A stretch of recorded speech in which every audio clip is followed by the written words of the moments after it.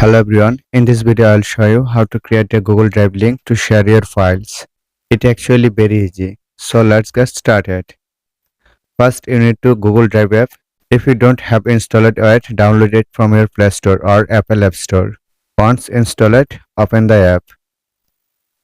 If this is your first time using Google Drive on your device, it will ask you to sign in with your Google account. Simply log in and you will be taken to the Google Drive homepage. From here you can upload a file directly. But if you want to organize your file better, you can create folder first. To create a folder, tap on plus button, then select folder, give your folder name and tap create. A new folder will appear. Open the folder. Now let's upload a file and create a shareable link. Tap on plus button again and choose upload. Next, find the file you want to share.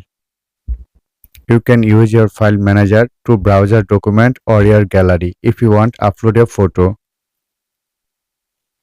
select your file and tap add.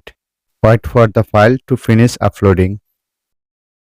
Since I am using mobile data, I need to give Google Drive permission to upload file using mobile data. It is always on Wi-Fi by default. Permission is required when using mobile data. Once the upload is complete, tap on three dots. Don't copy link yet because the file is private by default. That means no one else can access it. Instead, tap share.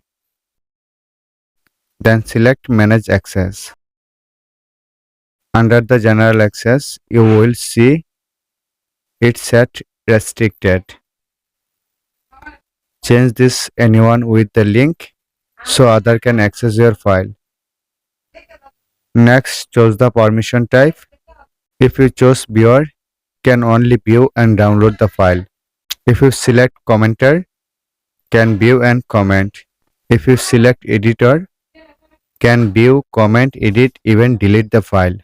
For this example, I will keep it as viewer. After setting the access, go back and tap the three dots again. Now you can safely tap copy link.